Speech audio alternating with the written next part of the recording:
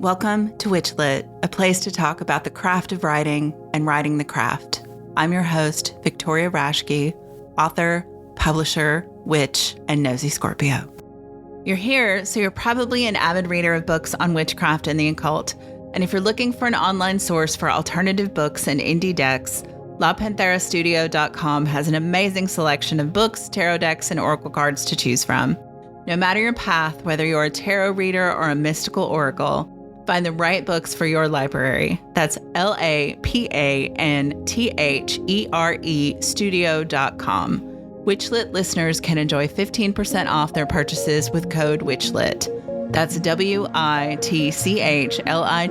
all one word, link in the show notes. WitchLit is also brought to you by Thousand Vault Press, an independent, family-owned, digital and print-on-demand publisher of books we want to see in the world. If you'd like to support WitchLit and Thousand Vault Press, the best way to do that is to buy our books. Our most recent title is Pagan Roots, Reclaiming Concepts of the Sacred by Yvonne Abaro. Other titles include A Death in the Dry River by Lisa Allen Agostini, Conjuring the Commonplace by Lane Fuller and Corey Thomas Hutchison, and my most recent novel, Verona Green, A Story of Art and Magic.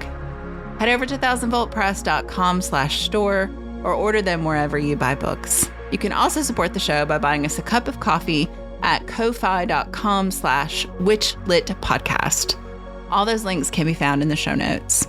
Listening, subscribing, and leaving a rating or review wherever you listen also supports the podcast, and we really appreciate it, so thank you. Next month, I'll be reading and discussing the Russian classic, The Master and the Margarita, with legendary author Judika Illes. Written between 1928 and 1940 in the Soviet Union and passed around in secret manuscripts called samizdat, The Master and the Margarita was first published in 1969 in Frankfurt, Germany.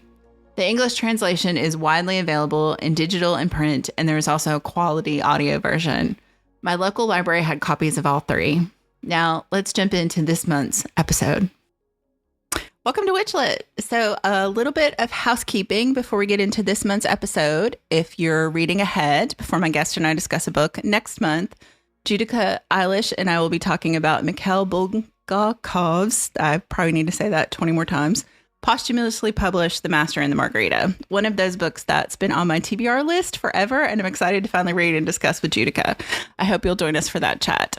Now, let's get into this month's episode. Today, I have the great honor of talking about Rachel Pollack's tarot masterwork, 78 Degrees of Wisdom, with the multi-talented Cassandra Snow. But first, some background. I found a couple things about Rachel I wanted to read. These are both bios from different places. So the first one is actually from Rachel Pollack's website. So this is her official bio.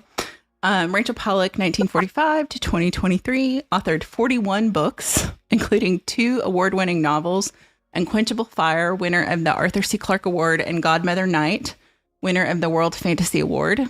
She had also written a series of books about tarot cards known around the world, a book of poetry, Fortune's Lover, and had translated with scholar David Vine, Sophocles' Oedipus Tyrannus, Oedipus Rex. She designed and drew her own tarot deck, the Shining Tribe Tarot, with artist Robert Place. She has created 2 more decks, the Burning Serpent Oracle and the Raziel Tarot. She had taught and lectured on 4 continents. For 11 years, she taught at Goddard College's MFA writing program. Rachel lived with her wife and manager Zoe Matoff in New York's Hudson Valley. So this one is, like I said, her original one. And if you would like to listen to Godmother Night, Charles Harrington, I did an episode about that a couple years ago. So that's also available on our feed. And then this one is from the Weiser biography listed for the book for the reissue of 78 Degrees of Wisdom. And it talks a little bit more about her tarot stuff and a little stuff. So I wanted to read it to you. So Rachel Pollack was the leading light and foremost influence on modern tarot. Her best-selling book, 78 Degrees of Wisdom, first published in 1980 and never out of print, is widely described as the Bible of tarot. She was also a great influence upon the science fiction, fantasy, and comics communities, as well as being a trailblazer within the transgender community. A master of many genres, Pollack is renowned for her run of issues 64 through 87 of Doom Patrol with Vertigo Comics, where she created the first transgender superhero. A prolific author of both fiction and nonfiction, her other works include A Walk Through the Forest of Souls, Unquenchable Fire, Godmother Night, and The Fisher King.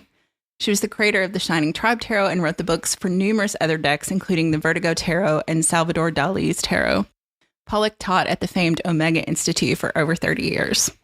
So that one just had more stuff in it, so I want to read both of those. And then a little bit about the book itself, and this is actually Pollack talking about 78 Degrees of Wisdom from an interview with Mary Kay Greer for Greer's tarot blog a few years ago, which if you haven't read her tarot blog, it's also amazing, and there's a ton of info there too.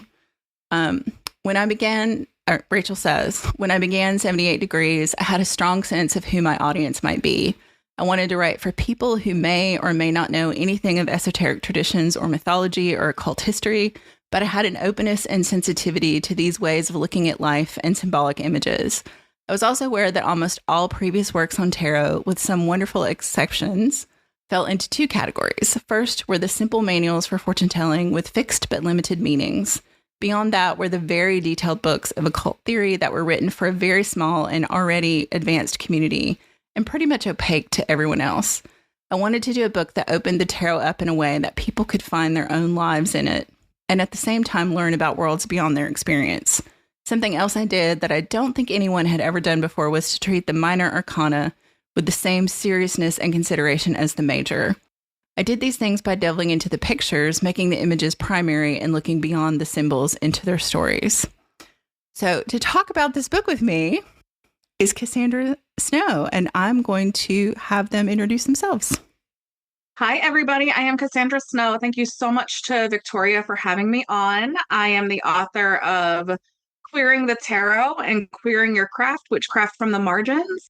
I am also co-author of Lessons from the Empress with Siri Vincent Plouffe. I am most recently the editor of Tarot in Other Words, which is an incredible, if I may say so myself, anthology of tarot essays with 9 tarot experts and my goofy self. And so that is sort of the most recent project that is out and about. Victoria mentioned that I'm multi-talented, which was very generous. My quote unquote other life is in theater and TTRPGs and improv, things like that. I'm a working tarot reader. That's how I pay the bills when it's not writing. And then Siri Vincent Plouffe and I, who did Lessons from the Empress together, will also be launching a podcast, I believe a month or two after this airs, called Chaos and Cunning, about our work learning both chaos, witchcraft, and cunning work. So I'm very excited about all of that and just grateful to be here. Well, it's fantastic to have you on. We briefly got to at least see each other at PaganaCon earlier this year, so that was kind of nice to meet before we meet on, the podcast. Well, and I'll be honest, you met me, so I was not my best at PaganaCon. It was my first time going there. I have really bad social anxiety. And normally, if I am going to a conference or something like that, there's just a whole lot of stuff that I do in terms of witchcraft, but also just exercises from my therapist to just make sure that I am good to go. I think because I live in Minneapolis and PaganaCon felt like it was in my backyard, I just didn't do any of that. And I was like, I know this stuff. I know these people. And I just showed up and was just immediately so overwhelmed by how many people were there and how many people I looked up to that were there, including people who have been very kind and generous and wonderful to me. But I just honestly completely panicked. Siri was also there, and I texted Siri and I was like, help, I'm freaking out. And they're such a good friend. And they were just like, oh my God, I'm in my room. I'm coming to get you. But no, so when we met, if I was a little baffled is how I felt the whole weekend, then that is why. I was going to say, clearly your theater training paid off, because that did not display in the workshop at all. I would not have known that you were freaking out. You did great. Thank you. The actual workshops and panels, I do okay. And it's because those I am prepped for. So it was the social aspect, and people were like, oh my God, Cassandra, that I didn't recognize by face, including you. And I was like, No, it didn't come off weird at all. I mean, I always feel weird about approaching people, even if I've already had an interview with them on the podcast, because I just don't assume that people remember me, I guess. Oh, yeah. Which is not like like a personal dig at myself. I just assume everybody's life is so chaotic that like, oh, I did this podcast like 3 years ago. Why would you remember that necessarily? So yeah, I always feel a little awkward. And I also have social anxiety. So PaganaCon was very overwhelming for me too. Well, and I will say, I'm not going to say who, because she's absolutely wonderful. And this was completely a me issue and not a her issue. But I saw someone who had me on an Instagram live about a topic very special to my heart, who was so kind and so wonderful. But I see this person as like a big deal. And I walked in and that was like the first person I saw. And I literally like hid. I literally was like, nope, can't do this. So yeah. But it was really nice to meet you. And I think you introduced yourself at Mara's presentation, which Mara is just so phenomenal. Yeah, that was, I mean, that both of her presentations with the panel with you and then their solo presentation were both just like, there was just so much good stuff. And there was so much good stuff that was at the same time. Like that's always my thing about conferences. Like I want to clone myself to go to multiple sessions at the same time. The second clone, of course, would not have social anxiety, so they could do all the heavy lifting. That would be great. Right? I would just hide in Siri's room eating peanut butter sandwiches again. There you go. That works too. And Siri is also lovely. That was the first time I got to meet them too. So in person, we had done our interview before, but I got to meet them in person and hang out, and that was really awesome. So they're the best. Definitely. So, to get onto our topic for the day. Yes. Like I have had this book. I have possessed this book for a long time and have dipped into it, but I had never read it cover to cover until you chose it. So I want to know why you picked it and to tell everybody why you picked it. But also I want to thank you because it gave me an excuse to finally sit down and read it cover to cover. I had not read it in probably 15 years. So I feel you. When I picked this book. I picked 78 Degrees of Wisdom, subtitle A Tarot Journey to Self-Awareness. Picked it because it is considered like the tarot. Well, that's not the whole. So I knew I wanted to do Rachel Pollack. When we started talking, her death felt very fresh and raw to me. And, I've been doing like, on my beloved dead altar, I've been doing like, offerings and stuff like that to her. So it just felt like a really good way to honor this person who, in a lot of ways, made my life possible. Like I am a professional tarot card reader. And then I also thought, given what people expect from me, and I think people often feel like my work is sort of almost trying to like rewrite the tarot canon, when that's not actually how I see writing or books or anything at all.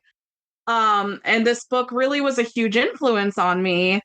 I will say the first book I read of hers was actually Tarot Wisdom. And that was the one that made me feel like, oh, there's actually a bunch of different perspectives on each of the cards. And that's when I started to really get into it and get into the nitty gritty.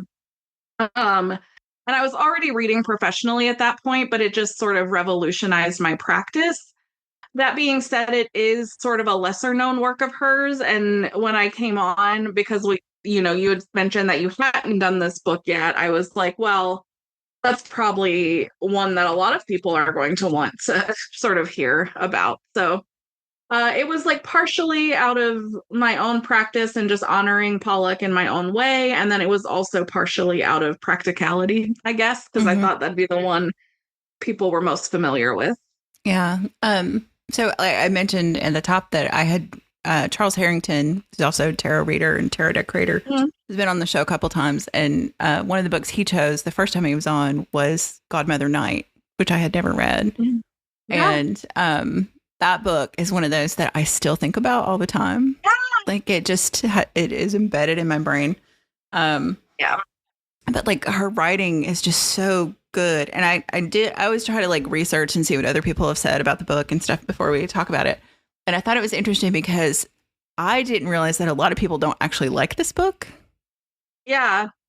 because I was just like, oh, this book is brilliant. Like, why would, and then it was, and a lot of people were like, it's like reading a textbook. And I was like, well, I guess I can see that. It didn't feel that way to me, but I guess if you don't, I mean, there are so many references to classical literature and philosophy and early psychology with all the Jungian stuff. I mean, there's a lot of layers. So I guess if you're not familiar with that, it really would feel like a textbook.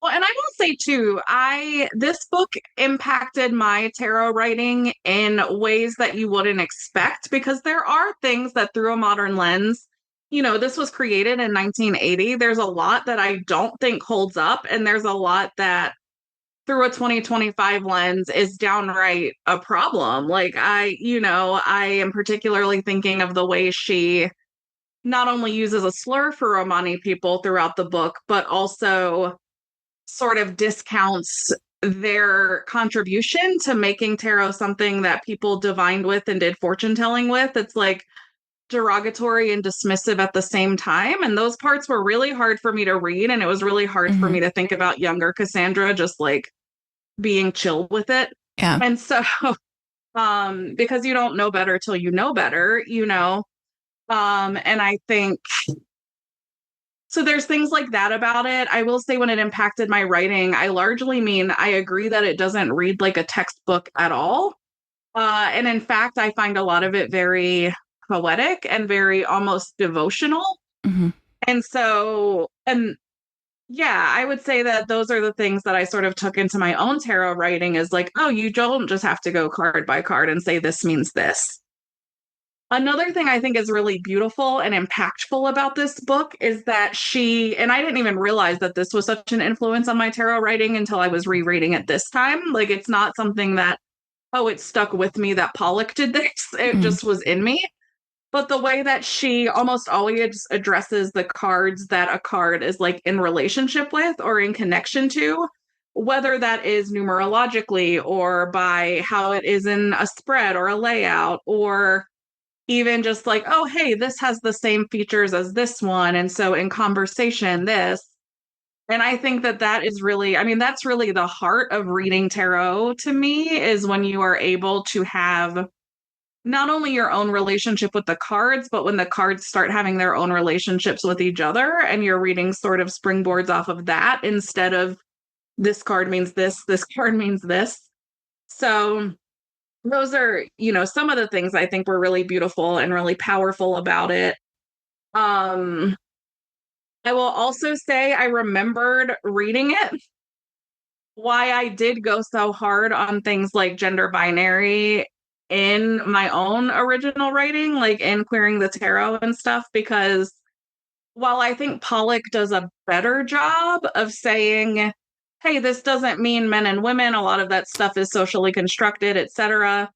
It's about this spiritually or this spiritually. And I think she does a better job making that case that like societal binary is quote unquote not what we mean, but I still don't buy it. And I think that our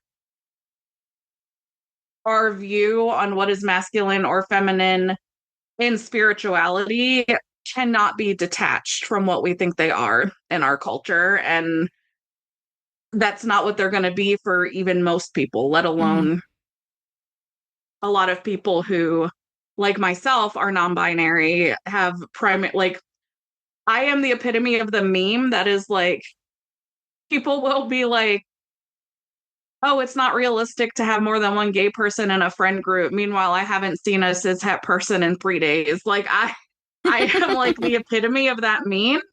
And when I have seen a cishet person in the past 3 days, they're usually like married to or parenting a queer person that I love. So like, I think, so for me, I remember and those parts were harder to get through for me, just like it was hard to even swallow the way that she talks about Romani people in the book.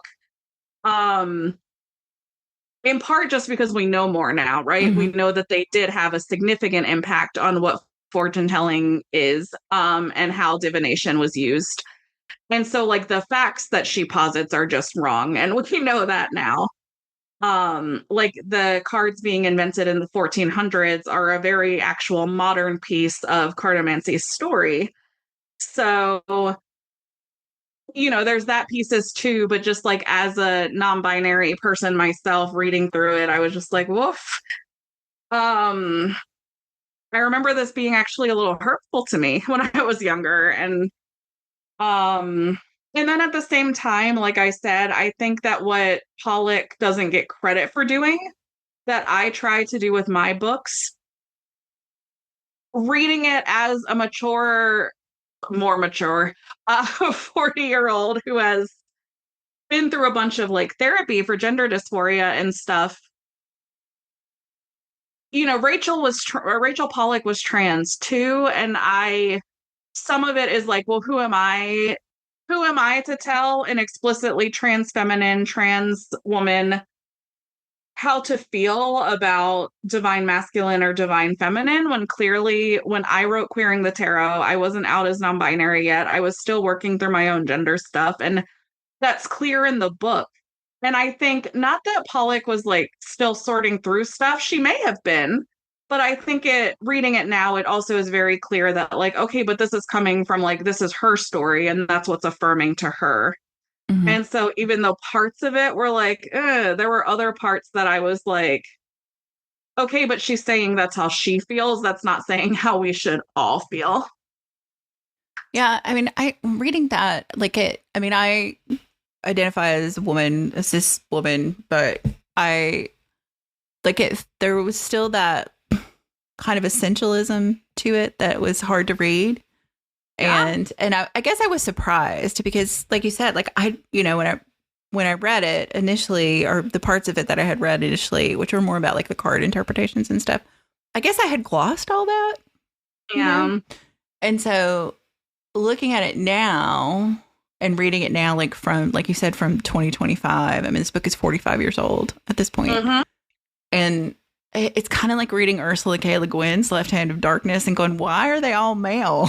Yeah. Like, this is supposed to be about non-binary people or gender fluid people and everybody's male, like it's interesting to kind of wonder, like, if this book was written, like if Ursula K. Le Guin was writing now, or if Rachel Pollack was writing now, how would this be different? And I don't know. Like, would it be? I don't know. Well, and I think with Pollack too is like, we do know that she learned new stuff and grew and evolved. Like, even if she didn't have tarot books that were coming out in the 2010s, whatever, she was at reader studios, she was at conferences, she was talking about this stuff, and she was embracing updated language, and she was doing all of this. And so that's another reason too that I was like, okay, I got my heckles up a little bit. Some of it does read like gender essentialism, like you said. Mm-hmm. But then I'm also the first person to criticize how dead media literacy is right now. So I was like, okay, Cassandra, let's take a step back and look outside of yourself, like Rachel's life and spirituality and perspective. And I think there's just a lot that isn't good or bad that is just different in this book. Like, I have gotten away from a lot of Jungian approaches because I have gotten so invested in like queer theory and anti-racist theory and all of that. And it's just a very different approach to like the same stuff we're all looking for, right? Like, what is life? What are we doing here? And so in that, I think it's not good or bad that that's her approach. It just does mean that I'm like, oh, well, that's why she says this card is that way. And that's why I don't see it that way. Mm-hmm. Like, yeah. And I think even in that, she leaves so much room for the reader. Yeah. So like, even like with her approach to each card and like, this is what she sees, there's always space for whatever you bring to it, which I think is a kind of a gift from the book. Is that it isn't, like you said, reading her other work, it's that these ideas are not set in stone. This is not, we don't all have to go by Waite's pictorial key to the tarot to read a tarot deck. That's not how it works. It's probably never how it worked. Well, and something that really struck me reading it this time is a lot of the criticism of it. Some of it that we've stated and said and agree on is still a valid criticism. Mm-hmm. some of it isn't necessarily, because a lot of people say that, oh, Pollack is why people like don't think they quote unquote fortune tell or whatever anymore. But again, that's a media literacy issue. That's not a Pollack issue, because the subtitle of this book is The Tarot Journey to Self-Awareness. And if you're not reading tarot explicitly for self-awareness, that's not what this book is about. Like, right. And so to me, it is one of many, many tarot resources and types of tarot resources that was fundamental to how I think and speak and write about tarot. And even though it is considered the tarot Bible, like, heck, even using the metaphor of the Bible, every single denomination has so much that is or isn't considered canon in their writing that is not actually in the Bible. Like, and so I see these tarot books almost in the same light as that. Like, and so I feel like she's writing for a very specific purpose. Yeah. And I didn't feel like fortune telling was dismissed, though. Like, I didn't feel like divination, like, because I had heard that criticism too, that this book is really about using it as a psychological tool. And I was like, yeah, but she talks openly multiple times, especially in like the example spreads about divination through it. And I was like, yeah, no, this book is also about divination. Well, and it's also like, that's because that's not what the book is about. That doesn't mean she didn't believe in it. Or exactly. Like, it's in the subtitle that that's not what this is. Yeah. The same author and the same publisher literally have tons of stuff about other uses of tarot. And like, I'm a little biased because I'm on the same publisher and I love Wiser, but still. I will also say too, we know Rachel Pollack's views sort of evolved and grew as she did, but then also she was,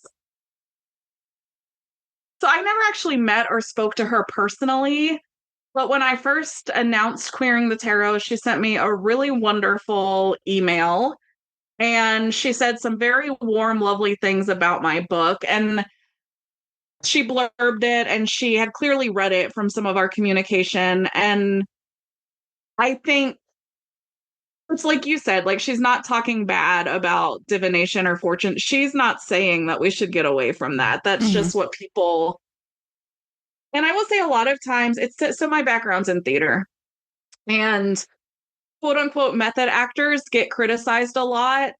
And people will think it's because of Stanislavski or something like that. And it's actually because of other writing on acting that is, like, the Stanislavski approach is actually pretty solid. It's just like, yeah, get in character and figure out what that means, but like a breakdown of how to do that. It's a lot of the studios that came out of New York that developed these extreme, like, Christian Bale-esque ways of being method or not. And so and I see Pollack's work almost similarly. Like, there are big flaws in this book that we've talked about, and a lot of work from less careful publishers came out after this book, essentially copy pasting it without the nuance, but in different words. And so people think that's what Rachel Pollack's rating is, but she never actually set anything in stone. Like, that's not what any of us are really doing this work for. Yeah. Well, and I mean, I like the idea, I'm very much an amateur tarot reader, and I'm an author first, a fiction author first. And so to me, like, the tarot is always just a way to tell a story, right? And that's always how I approach it. And so I'm mostly vibes tarot reader, right? So I think, reading this book, and I was like, it does kind of feed into that kind of tarot reading, regardless of how, much theory she's put behind it, because it's, what do you see when you look at the cards? Like you said, like, what's the connection? If you know numerology, use that. If you understand the astrological connections to the cards, use that. If you just want to look at the pictures and tell a story, do that. Like, I feel like it's really a way to look at the tarot as a tool and what you are bringing to that tool. Yeah. So I don't know. I just it was like, I didn't feel like anything she said was like, you absolutely, with the finger point, have to do this. So. Well, and I don't know that I would finish a book that was written like that. And there are large portions I skip over. Like, I don't connect to certain aspects of how people read tarot because they are deeply based in readings on the Rider-Waite-Smith. And yeah, I think about them when I'm reading the Rider-Waite-Smith, but if I'm reading with a different deck, even one based on that, but those elements clearly aren't there, then I don't. Right. Like,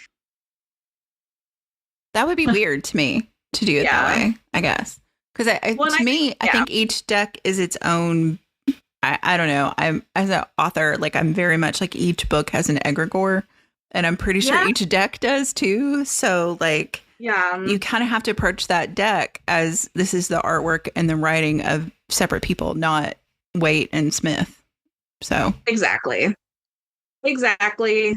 That's what I think too. And I love that even in this book from 1980, Pollack was like, hey, I'm using this deck because it's what I have the most experience with, but I'm also showing you a lot of other decks throughout. And so you see like, oh, in Rider-Waite-Smith, we read this because of this artwork, but in a different deck, we might not, because you can see how that's different. And so I don't know. I think one of the things I really love about this book that people don't give it enough credit for is like actually embracing a lot of the nuance and a lot of not even just the nuance, but what makes the nuance exist. I don't know. When you said that, and as soon as you said nuance, I was like, it goes back to your media literacy thing, because I think the other thing that's dead, in addition to media literacy, is nuance. Well, the internet killed that. And to be fair, I love the internet. I am not a tech afraid person. I'm actually an early adopter of most things, and there are exceptions, like when I decide that ethically it's horrendous, like with AI or Chat GPT or whatever, because of what it's doing to the environment. And also the fact that I'm in some lawsuits again, like some class action lawsuits because my books were illegally fed to it. Like, so yeah, when there's something like that, no, but in terms of like, when social media rolls out new features, I'm like, yep, got to use those. Like, I am not afraid, oh yeah. But it definitely, like anything else, it has its downsides, and the death nuance is one of them. Yeah. That being said, I don't think we can solely blame it for the death of media literacy, because the internet is also where I find a lot of my favorite writers writing on media and media literacy and media analysis. And I think that if you don't understand that all of your information shouldn't come from a 1-minute TikTok, that's not really on the internet. No, that kind of falls back to my problem with like critical thinking. Yeah. So yeah, it's the many layers to that. But I think one of the like walking away from this book, having read this, having pretty recently read Godmother Night, like in the last couple years, like I think the thing I'm kind of left with, like with the, these books are older, they're not, I mean, compared to other things, they're not old, but at how fast media moves at this point, these books are, almost 50 years old. They're almost as old as me, so the thing I come away from it is just her grace as a writer. Like, she's such a good writer. And that's really what I think I tried to bring into my own writing about the occult and about tarot specifically, is like, hey, this is not a purely academic subject, because I don't think it is that anyway. And if we're like, don't get me wrong, I love a big nerdy, 600-page tarot theory book. Like, I love it. I will eat it up. I will be first in line to pre-order. It doesn't have to be that. Like, yeah. Again, I think about other fields that I come from, like theater, and like I mostly do improv now because I think what everyone needs is laughter and happiness. And I don't think that every improv set needs to be like life-changing humor. I don't know. Like different stuff has different purposes, I guess. Right. That's what I'm trying to Yeah. say. Yeah. I don't know. I think, I think there is this, like, I think as a writer, like one of the things to walk away from for me, like for a book that makes sense to me, is that the writer trusts me as the reader. And I feel like Rachel trusts her readers, and you see that in both in her fiction and in this book. It's like, yes, here's a little crumb of what you might need to understand what I'm talking about, but I'm not going to explain it to you 100%. Like, I'm going to give you what I think you need to get this moment and move on in the book. But then there's also the opportunity to go back and do a deep dive on that if you want to, which I appreciate. And then like reading this and then reading your edited book of essays, which Wiser Lovely sent me, Tarot in other words, like the thing that kind of, I was like, how do these books talk to each other? And one of the things I thought about in reading like your foreword to the book and to the sections and then, the essays, is that it creates this whole community. And Rachel in 1980 was already starting to build that. Like, she continues to talk about other readers and the people she read for, and it's never just her in the book. And it's just this idea that this is a community of people, that tarot is not, it can be a solitary practice, but it also kind of lends itself to building community too. Yeah.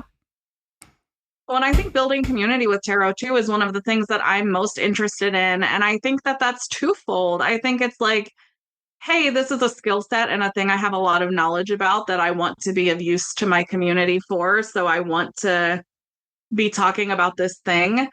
But I also think tarot is such a great tool for things like that. And I will say, so similarly, Siri and I in Lessons from the Empress, the title and whatever, I think a lot of people felt like Siri and I were maybe both getting away from our roots. But if you read the book, that's not true at all. And one of the first sections is on how the Empress is non-binary, and we will not be taking questions, but we do explain where we're coming from.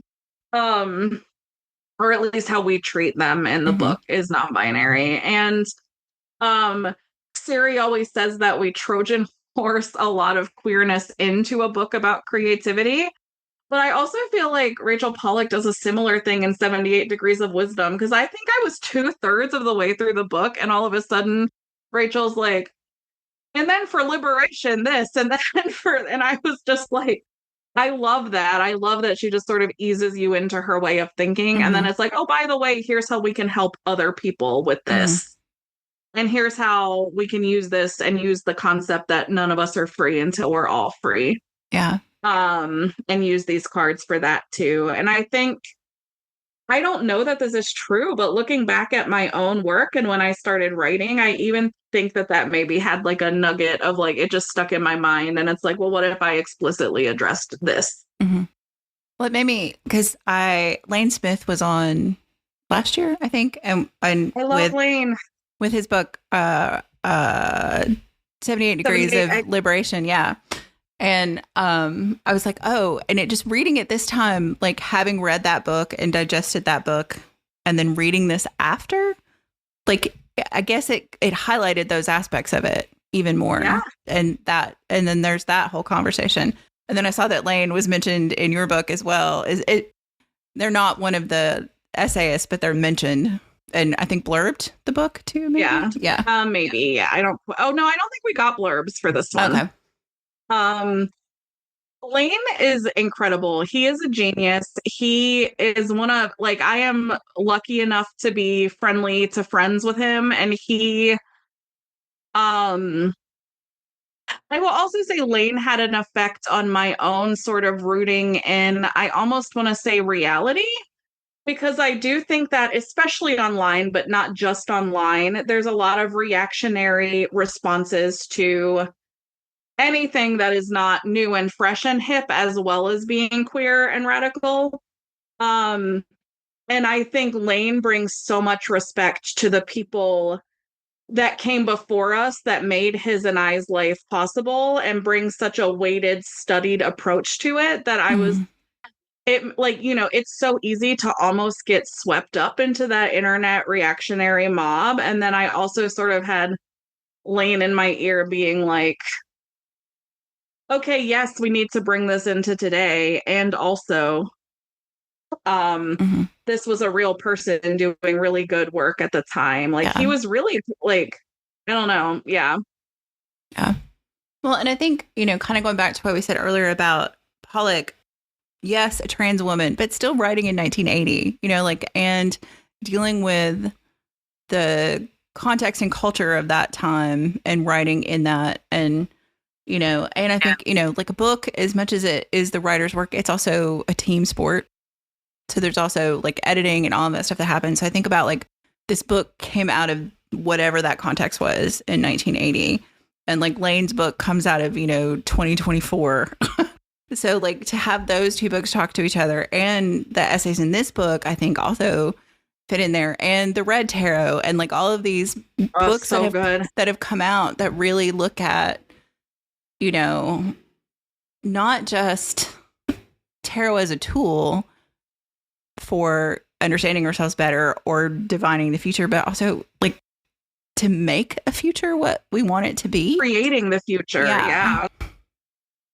And I do see a lot of my work in tarot, in witchcraft, in theater as being in that same vein of like, yeah, I'm going to research and study and know my shit. And then also, this is about what we do now and where we go from here. And that's what I always try to, when I'm reading tarot for people, that's what for clients, because I'm an active reader. I think I mentioned that at the top, but that's what I always try to leave them with, even in like a single reading about if this person likes you back or not, is like, okay, here's sort of the information. The important part is what you do with that. And so here are your options.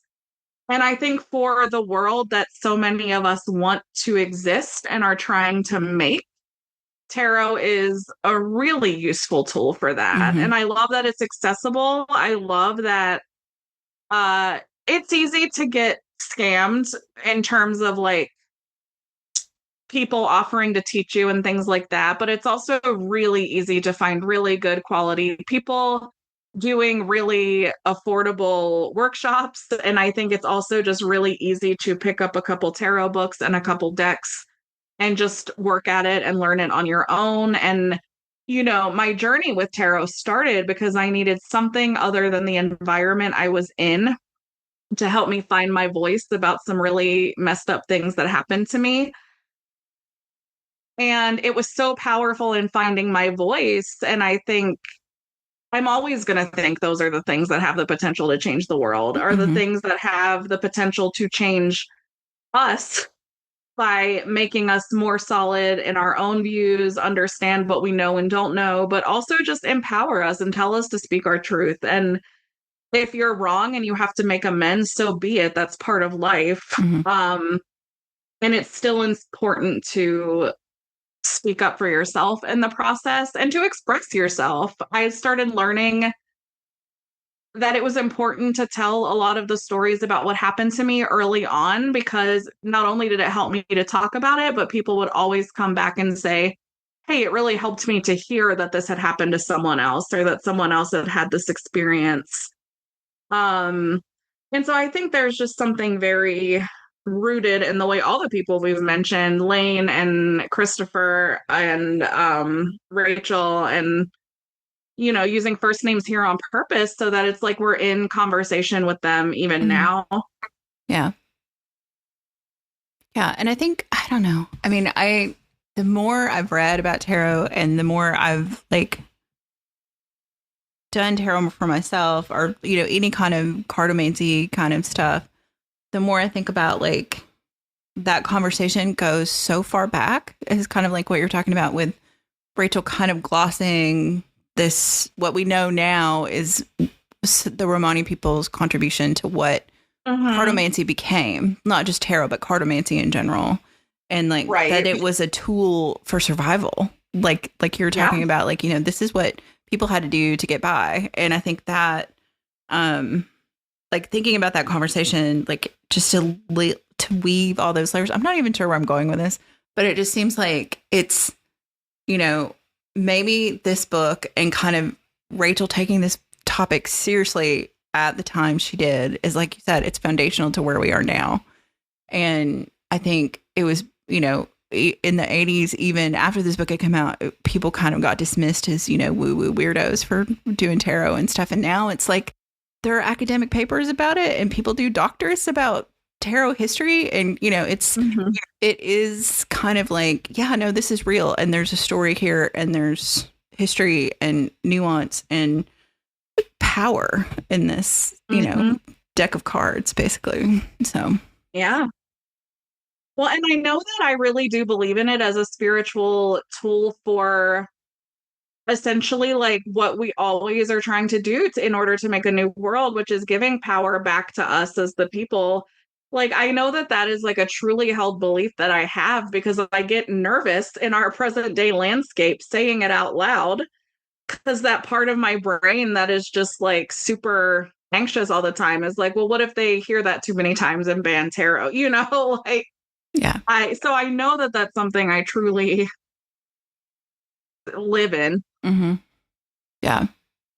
Yeah. Well, and I think, I was kind of thinking about tarot in that way and thinking about like the tools of the oppressed kind of thing and thinking about like witchcraft in general and like the modern witchcraft movement and magical practitioners. And it is, for so long, it comes out of this place of being disempowered and then finding that power in these tools. And so, yeah, I get the concern about, do we ban this? Yeah. I mean, like, we already have like other weird shit going on. So it's like, that seems like not unreasonable to think that could be problematic. And then I also think about like, like Christian tarot decks. Like, it's a weird time. We're in a weird time. So. Well, and I will say too, I always feel like the problematic, like, oh, some of my best friends or whatever, but like, I grew up in the Bible Belt. It is unavoidable that some of my closest friends hold their Christianity very close to them still. It is just an unavoidable fact. And I will say that, again, hashtag not all Christians, like whatever, Yeah. And then at the same time, the people that I'm still friends with would never text me after an interview like this and be like, what? There is sort of a recognition that this thing gives you a voice and helps you figure out the best path forward for you. Mm-hmm. And so anyone with sort of a heart and who is truly following their own path confidently just knows that you and I's path is different. Yeah, exactly. Yeah. And I think, I don't know, when you said some of my best friends, one of my favorite people on the planet is a Christian woman who, my favorite conversation we had is talking about someone I won't name, but everyone knows who they are. And I was like, as a non-Christian, I kind of wish I still believed in hell because I want them to go there, which is not a very charitable thing to say. And she was like, oh, honey, I believe in hell and I'll wish that for you. I was like, I love that. This to me is like the intersection of like, yes, we can all have our own system of beliefs, but when it comes down to it, we're all basically humans who want the best for ourselves and the people we love, and some people just, are in the dark triad and want to achieve that in really horrific ways that hurt other people. And it's not really about what's best for everybody else. It's best for them. So yeah, it's a weird time. Yeah. When I will say too, I can't say that I necessarily hold empathy for that. But to me, it almost feels sad because so much of what I do is because I genuinely have that much love for humanity and for people who are struggling everywhere. Like, I hate hearing about someone in pain, no matter the circumstances, with very few exceptions, like maybe the person you were just talking about. But I hate, and so to me too, what I do to make myself feel better when I feel like those people are winning is remind myself that I don't actually want to be less capable of love. And so if that means that I'm in pain sometimes because so much of the world is in pain, that's actually a blessing and a gift. Yeah. And I don't want it to go away. Yeah. No, that's what I think. I mean, I think there's a part of me, Like, even though I did not grow up very churched, I still grew up in the Bible Belt, and I did go to church a lot. And so I have this idea that somehow I'm supposed to, well, and I did go to Unitarian Universalist Church for a long time, and there's that inherent dignity and worth of every person, right? And so I want to believe that about all people. I do not have empathy for some of these. I do have pity, which to me feels like an incredibly negative emotion, but is also like, yeah, your life is really sad if the only way that you can feel like you have any power or agency is to lord it over someone else. To me, that is pitiful. And like that's I've just got to accept that. So well, and to feel like the quest for power, to feel like, I don't know, to just have such a lack of capacity for love that shooting for power seems like the thing to do. Like, I don't want to succeed without everyone I love succeeding with me. Like, that feels really lonely. And like, I might as well just stay where I'm at. Like, that's, and so for that to, I don't know, I just, like you said, I think pity is the right word, because it's like, oh, if you incapable of love person, like, that's awful. Yeah. And also, I don't have enough empathy for you to think it's okay when you try to make it my problem. Yeah. Yeah. That's like, well, and I don't know, the thing, I think I've talked about this on the show before, and I know I've talked about it with people in my life, is that, you know, to some extent, empathy requires a social contract. And when you've done things that break that social contract, I'm not beholden to have empathy for you. If you have no intent of repairing the social contract, if your only intent is to continue to break it, I'm not the person who has to fix that rupture. It's not my responsibility to fix that rupture that you have created in your own life. So exactly. Though I struggle with it because I was dipped in it, you know, this idea of having to, you know, I still like, there are things that it's kind of like the if you don't tolerate my Nazism, then you're being intolerant. It's like, no, you've broken the social contract. That's not, I don't have to tolerate that. No, that's not me being intolerant. That's me enforcing the social contract. So.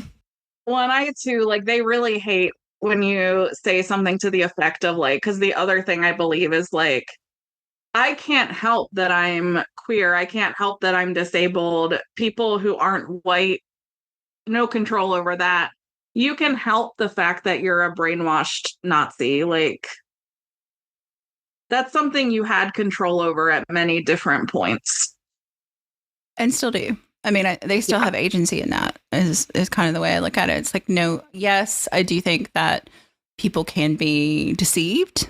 And I think that especially people who are in vulnerable or precarious positions can be deceived or perceive that they are in vulnerable or precarious positions. But you still have agency about that. And so, I agree with you. And to me, it also does depend on the scale of harm that a person is doing, because I also, from the Bible Belt, a lot of people that I care about and in community and family with, even if it's against my will, are like deeply brainwashed. Like, the things that they think queer people or immigrants or whoever the scapegoat of the day is, the things they believe that we are doing with their whole heart, I'm like, why would anyone do that? Like, what? It doesn't make any sense. It's like their concept of the queer agenda does not even involve brunch. Like, come on. No. No, like, I have a close friend who got into a fight with like a delivery person because the delivery person was like, oh, so I guess you're okay with kids going to school and getting their genitals chopped off. And my friend was like, no one is okay with that. I'm like, okay, the reality of this one drives me insane, because the reality, having a child who has been in school in the last 20 years, when my child was in high school, the nurse could not even give them a Tylenol if they had a headache. There's no way that nurse is transporting your child to a surgical suite to cut on their body during school hours. Like, who thinks that is real? Yeah, but people do. And it's like people that I know aren't bullshitting me, that I know genuinely think that that is, and I'm like, I don't, what? And I have to blame, this is one of those times where I do blame the internet, because I No, for sure. can't imagine that like meme thought could exist in just regular oxygen without the internet behind it. I mean, it's all, I will say that there is a unnamed news network that has been doing the dirty work even way before the internet became what it is. And I do, especially because a lot of the people that I'm thinking of, like, aren't even really super online and will literally be like, well, that's what they said on that news. And I'm like, okay. The news that has admitted multiple times in court that they're an entertainment entity, and no one would believe what they actually reported was true. Yeah. Yeah. So it's just really sad. It is. It is sad. And I think, and so I say that to say I have empathy for people who genuinely think people are doing terrible things, but like we're not, and you need to listen to us. Yeah. Well, and the thing I see over and over again is when people talk about, believe those kind of things, or they say hurtful things about immigrants or Black people or queer people or whatever, like you said, whatever their hobby horse of bigotry is. And then they meet a person, then they're confronted with maybe that person is in their family, and then it becomes like this, like, oh, well, they're okay, but everybody, and then they really have to think about what that means, like the cognitive dissonance of that. Yeah.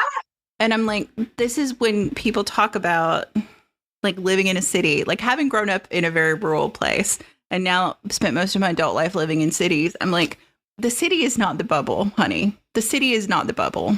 You're in the bubble because you mostly see people who look and believe just like you do every day. And when you live in a city, you're constantly confronted with people who look different than you, who speak a different language, who have a different religious belief. I mean, I am looking out my window and I can see 3 churches and they're all different denominations and not even the same like major religion.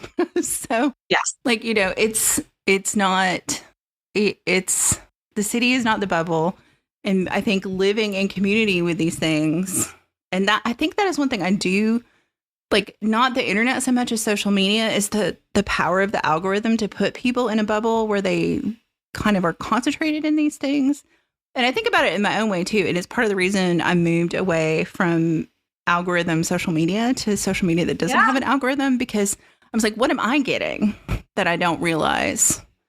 Yeah. So I think that's pretty powerful, I think, to step away from that. And, kind of my plug for the podcast is just read a book. Like, listen to a book. You don't have to read it. Like, listening is reading. You don't have to hold it in your hands. You can listen to a book. Like, there are other ideas out there. Yep. And I'm also very big, like, listening to a book is reading. Reading it on an ebook reader is reading.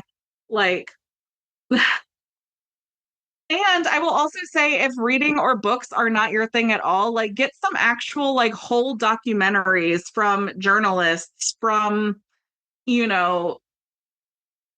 people who, even if they have a bias, because we all are going to have biases, are at least doing the research and doing the work. Yeah. I mean, I think about the amount of information we have at our disposal right now is mind blowing. Like, just thinking, when people talk about like the destruction of the Library of Alexandria, I was like, do you realize that your phone has more information in that? Like, multiple thousands of times more information is available to you, like, on the internet. I mean, granted, the internet is getting hard to find it, but it's still there. It is. You can still walk into your local library branch and you have the Library of Alexandria at your fingertips. Yeah. So. Well, like, if people are listening and are just not into books, but still like to listen, there's so many really well done podcasts. Like, so much information. Yeah, there's so much information available to us. Yeah. And and accessible information, like you said, like, I read a lot on ebooks because I don't see very well and I can make the letters bigger. Oh, that makes sense. Yeah. Yeah. And so I do listen to a lot of books and I read on ebook. I read both of these in paperback, and so I couldn't read them in bed because it was a little too dark. but I can read my ebook in bed, like, so it's there's just accessible ways to get that information too, which I think is amazing. Like it's not perfect, obviously, and not everything is available in all forms, but there's so much, the information is more accessible too. So. Yeah.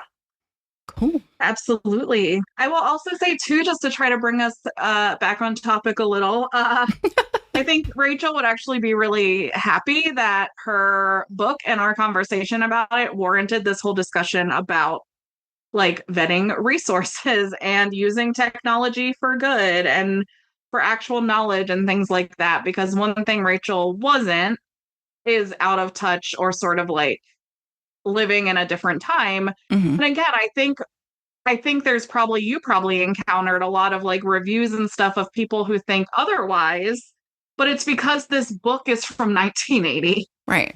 Yeah. Like this is a moment in time. This is not like the 45 years, almost 45 years that Rachel lived after this book came out. Yeah. Yeah. Absolutely. And I've been a comics fan since I was a little kid, ever since my dad informed me that Superman had a dog for a while. I've always been a big animal person. And I was like, I will read about the super dog. So I haven't seen the movie yet, but I heard the dog is good. So the first superhero I really loved is in the new Superman movie, and it is Crypto. I say all that to say I read Pollack's Doom Patrol before I even really knew who she was. I was like, this is awesome.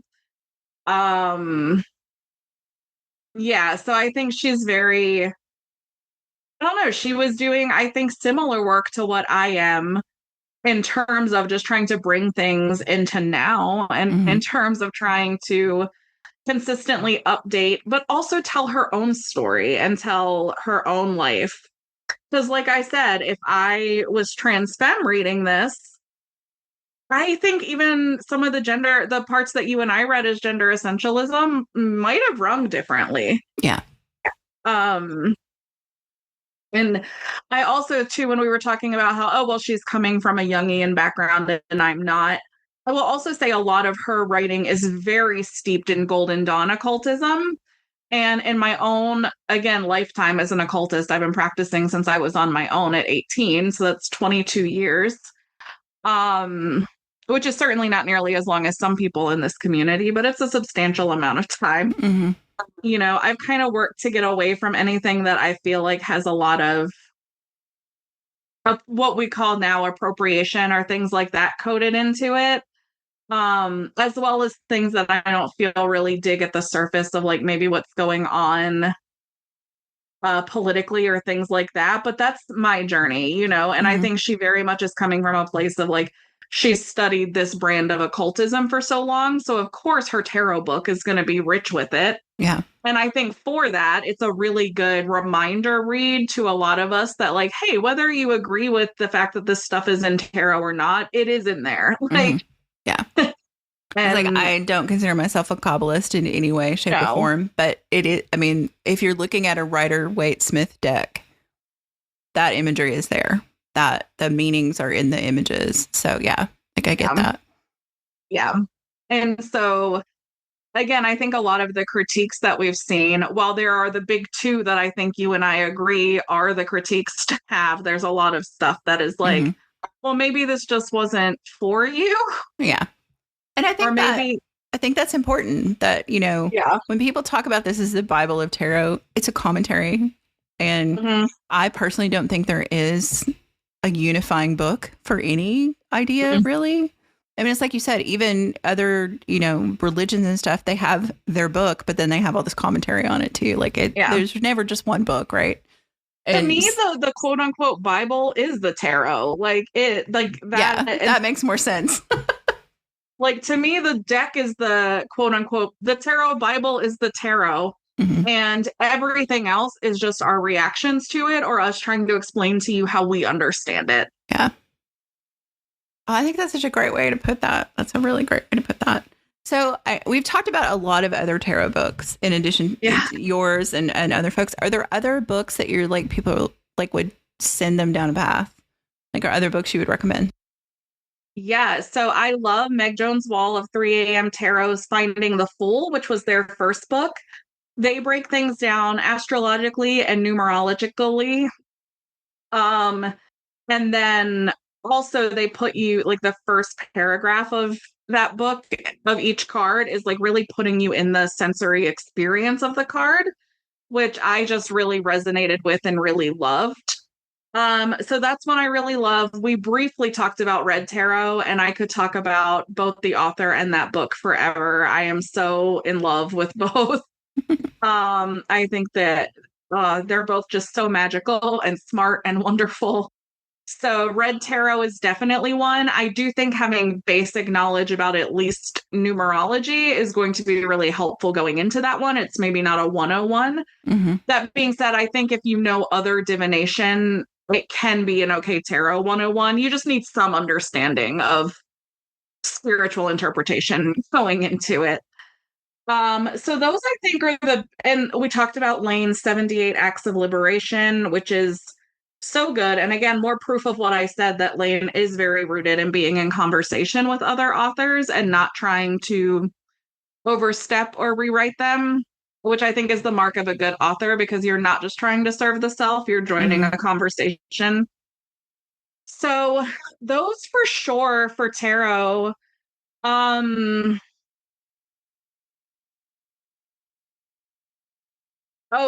Charlie Claire's Radical Tarot, also really phenomenal. That one I read, so I wrote the foreword to that one, full disclosure, but I read it and I was like so mad because I wished I had written it. I was like, those are the best books. Yeah, I read it and I was like, damn it, this is what I wanted Queering the Tarot to say. Yeah, and I'm not saying my own book doesn't say that. It's like really good in Radical Tarot. And then another one that I just thought of that sort of is maybe not in the like quote unquote queer lefty milieu that we're talking about, but it was so pivotal to understanding tarot your own way, is actually Mary Kay Greer's 21 Ways to Read a Tarot Card. Because it's not just each card broken down 21 ways, which is honestly what I thought it was going to be. And I was a little like, oh, this might be overwhelming.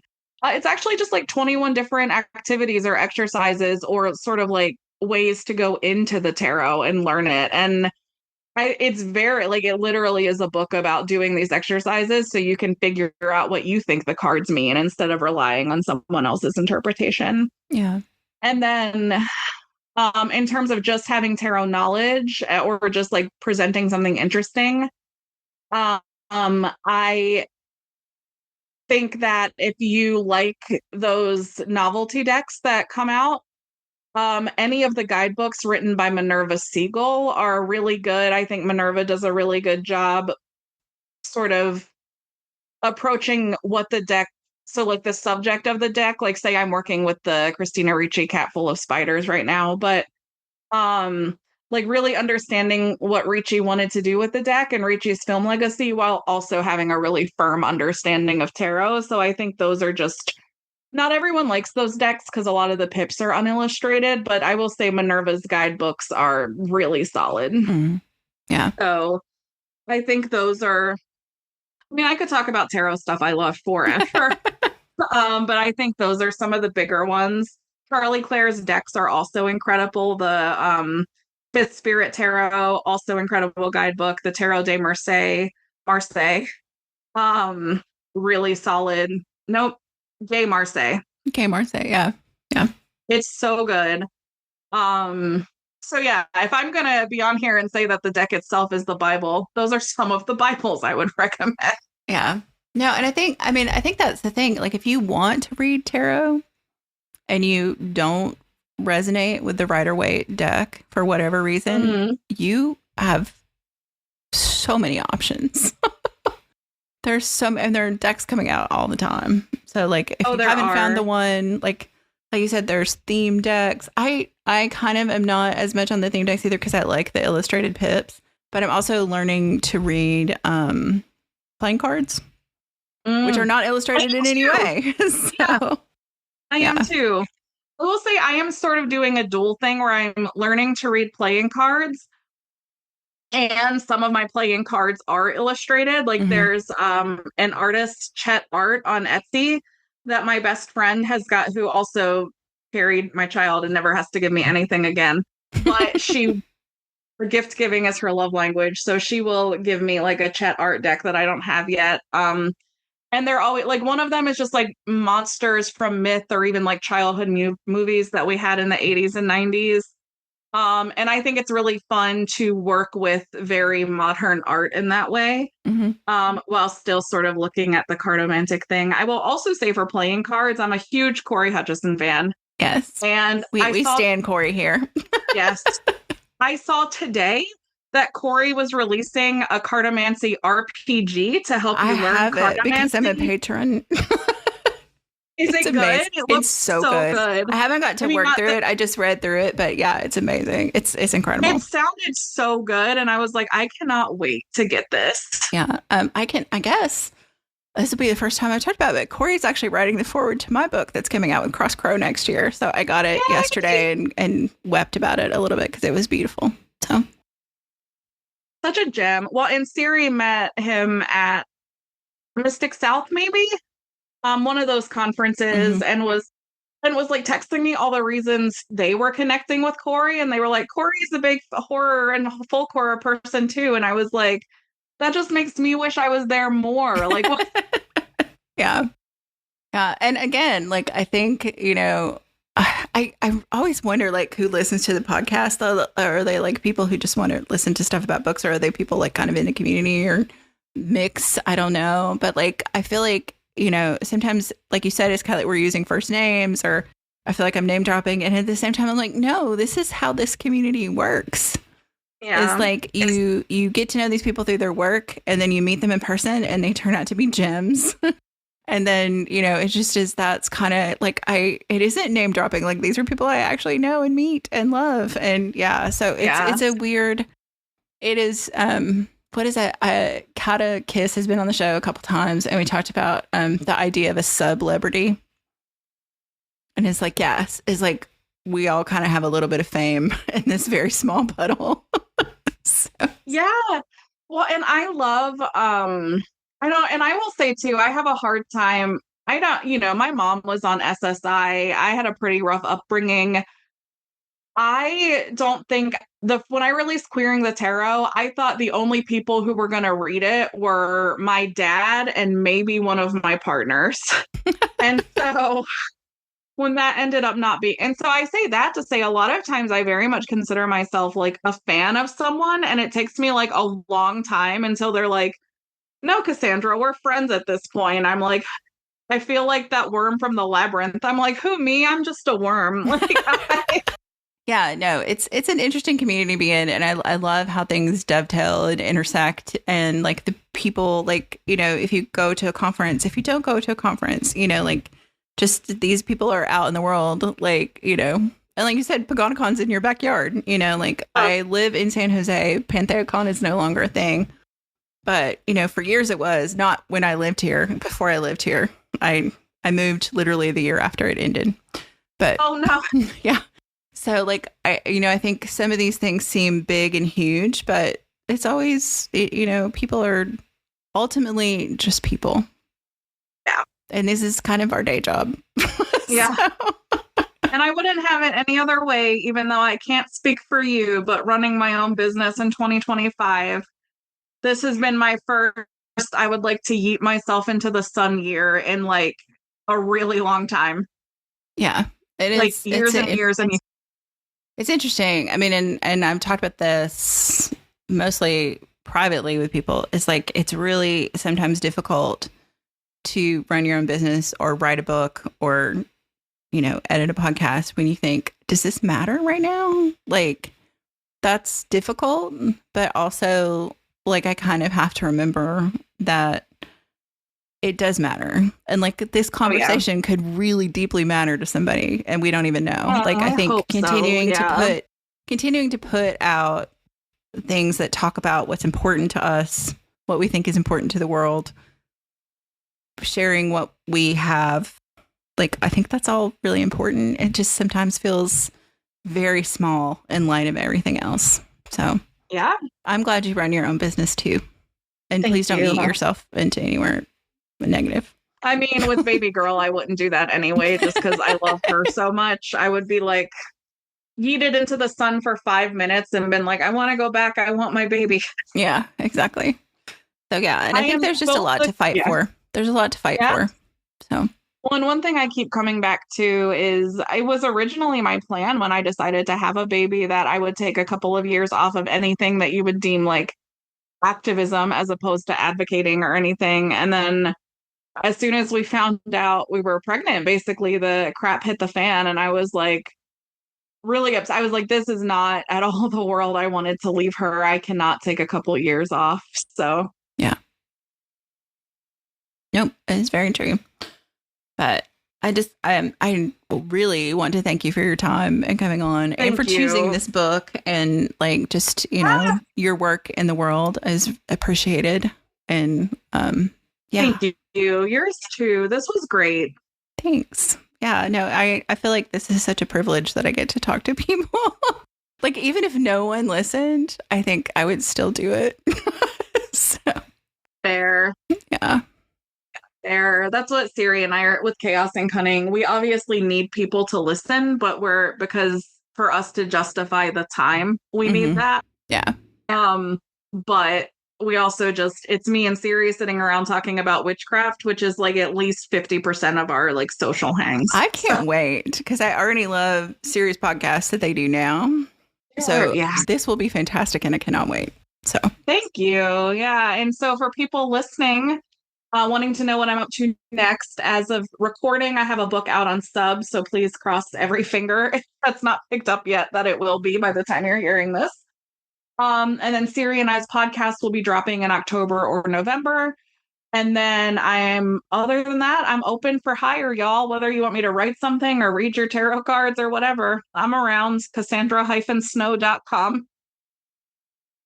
And I'll put links to all of that good stuff in the show notes for people, because if you listen to this in your car, you're not writing this stuff down, or at least you better not be. So I'll put there'll be show notes. You're in your car. Do not do it. Do not do it. There'll be links in the show notes. So, but yeah, like I said, thank you again. This has been lovely. And I hope that Rachel could hear us singing her praises wherever she is in this big universe. So yeah, me too. I got to go save my literal crying baby right now, who hasn't had attention for 4 minutes. So great. Well, thank you again so much. Thank you. Have a great rest of your night. You too. WitchLit is a production of 1000 Volt Press and is edited by Julian Rashke. Our intro music is Cosmic Glow by Andrew Kay, and our outro music is Voices by Alexander Shanekar. Transcripts and all our previous episodes are available at witchlitpod.com, and you can follow us on Instagram or Threads at witchlitpod. Please help other witches find us by leaving a rating or review wherever you listen to podcasts. And thank you for listening to and reading WitchLit.